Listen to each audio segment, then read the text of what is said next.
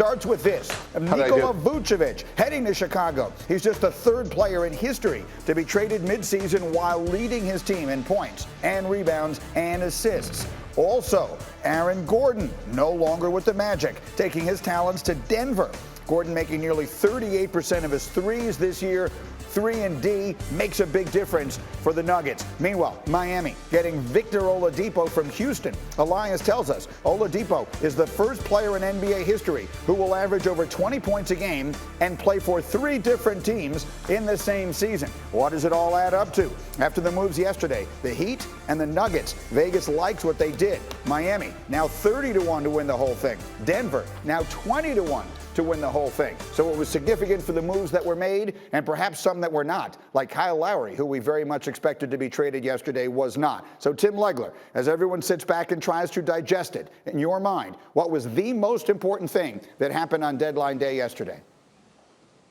Yeah, there's a lot, but I think the two that jump out to me the most, Greeny, I think first would have to be Aaron Gordon to Denver. I mean, I look at Denver already as a team that's a legitimate threat to the Lakers and Clippers and the Jazz in the Western Conference. They've got an MVP candidate. They've got another star guard in Jamal Murray. Michael Porter, at any time could take that leap where he's a consistent star. And now you add a guy to the mix that is a two-way player. He's a guy that's got the physical dimensions to go up against guys like LeBron James and Anthony Davis, which is most important. And he can give you 20 on a given night on the other end of the floor. And then Rajon Rondo, I think, is another guy for me because Lou Williams he brought them scoring, but they've got enough of that. You now have a guy that not only can make you smarter, he's a guy that has an uncanny ability for making big plays in the postseason. His resume speaks for itself in the moments he has had, in both ends of the floor, really. His leadership, his vocal leadership, more importantly, with this team. I look at the Clippers completely differently now, adding Rajon Rondo, than I did a day ago. I just think his playoff experience and his ability to play great when the lights get bright is something this team desperately needs, particularly after that flame out a year ago against Denver. I agree with that completely. And so, Zach, we look at this. Denver gets better yesterday. The Clippers get better yesterday. The Jazz have been great all year long. Meanwhile, the Lakers stand pat. We get word that LeBron is going to be out another 3 to 5 weeks. Still waiting to see what happens with Anthony Davis. So yesterday on my radio show, Zach, you said you still like the Lakers to come out of the West if everything works out well. After yesterday's activity, do you still feel that way?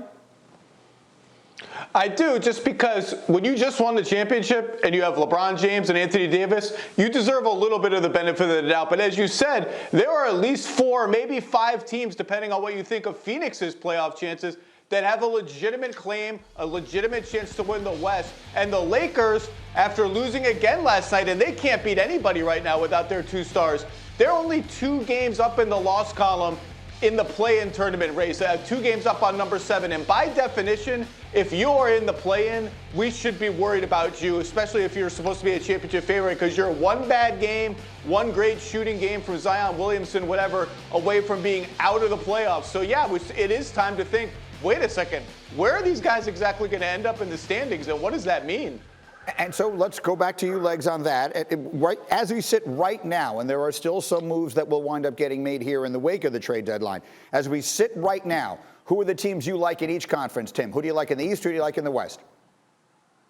I would still give a slight nod to both of those teams, Brooklyn and the Lakers. I think what Zach said is true about the Lakers. Look, they've got LeBron James. He's the most unique weapon in the NBA. And at the end of the day, with what they added in the offseason, you still think it's enough. But I'll say this, Denver has significantly closed the gap. They're looking them dead in the eye. And in the East, I think Milwaukee is a more viable threat this year than they have been in the past. I love the new additions of Drew Holiday, Bobby Portis, and P.J. Tucker. They answer things on both ends of the floor for that team. Their biggest question is, how are they going to close out games? That's what they've got to figure out, because if it's going to be Giannis isoing from the top of the key, they're going to lose again in the postseason, probably in the second round. But I like them overall better. Denver clearly has taken a big step forward. And you obviously can't dismiss Utah and the Clippers. It's going to be a difficult tread for the Lakers in the Western Conference to navigate it, but I still would favor them because of LeBron. You said nod. What I heard was slight nod. You said a slight nod to those 2 teams. So, Zach, quickly, let me come back to you on that. If not the Lakers and Nets, then who? If not the Lakers in the West, then who? If not the Nets in the East, then who? Quickly. I think, well, I agree it's Lakers and Nets, but if not, then I'm going Nuggets, and if not East, I'm going Bucks. So those are my if not teams, but I agree with Legs. Lakers still deserve the slight nod, and to me, the Brooklyn Nets are now the favorites to win the NBA title. Overlooking the busy Philadelphia 76ers. All right, guys, stay close. We will have much more from you guys as we continue off a very busy day. And staying in the NBA, we run the floor on a night where Danny Green got his ring from last year's Lakers NBA title.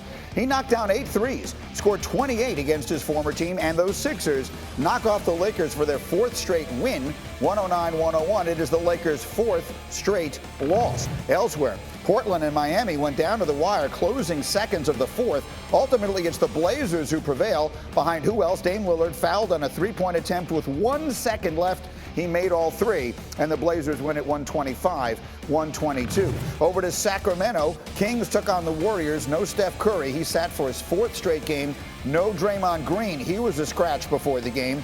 And though the Kings dominate, De'Aaron Fox a career-best 44, they rout the shorthanded Warriors. Thank you for watching ESPN on YouTube. For live streaming sports and premium content, subscribe to ESPN+.